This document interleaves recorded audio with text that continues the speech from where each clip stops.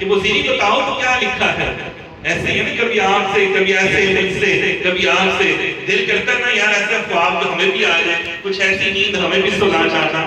عشق نبی ہمارے دل میں بھی ایسے سما جانا اور ہمیں بھی ایسی نیند سنا جانا کہ سرکار تشریف لائے اور فرمائے کہ اٹھو شہزاد ہمیں بھی نام سنا.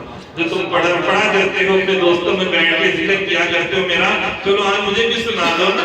جیسے مہر علی شاہ صاحب نے نگار کیا تو لکھ دیا جیسے محمد شم محفل پوتی شب جاری کے من کو دم, کہ ہمیں بھی تو سناؤ. کبھی آقا کا دل بھی کیا کرتا تھا نا تو حضرت حسان بن ثابت رضی اللہ عنہ کو بٹھایا کرتے تھے منبر پر.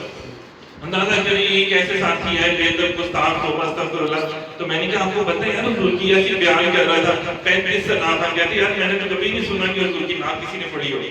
یہ بڑے افسوس کی بات ہے یار, آپ نے نہیں سنا. یہاں پہ 35 لوگ حضور کی نعت ہی پڑھا کرتے تھے, پراپر سنات خانوں کو لکھ کر پڑھا کرتے تھے. اور حضور نے فرمایا کہ جبرائیل ان کی مدد کیا کرتے ہیں نعت لکھنے میں. اندازہ کریں تو یہ وہ لوگ ہیں جو نعت لکھتا ہے. حضور نے فرمایا میرا کوئی ذکر کر ہی نہیں سکتا جب تک میرا اس کے اوپر نگاہ نہ ہو جائے. معلوم ہوا جس پر سرکار کی نگاہ ہو جاتی ہے نا وہی حضور کا ذکر کر سکتا, ہر کوئی نہیں کر سکتا. ایسے لوگوں کو پتہ بھی نہیں نہ ہوتا ثنا خوانی کیا ہوتی ہے. اور حضور کی تعریف بیان کرنا قرآن کی سنت ہے. تو قرآن کی سنت کا موقع اللہ تعالیٰ ہر ایک کو نہیں دیتا. جس پر نگاہ کرم ہو جائے وہی حضور کی نعت پڑھتا ہے, وہی حضور کی بارگاہ میں جاتا ہے. کیونکہ جب ہم کہتے ہیں السلام علیک ایھا النبی تو بزرگ فرماتے ہیں ہم تو حضور کو سلام پیش کر رہے ہوتے ہیں. سبحان اللہ. والسلام علینا وعلی عباد اللہ الصالحین تو ہم اپنے بزرگوں کو سلام پیش کر رہے ہوتے ہیں. ہم حضور کے اصحاب کو سلام پیش کر رہے ہوتے ہیں. تو اصحاب اور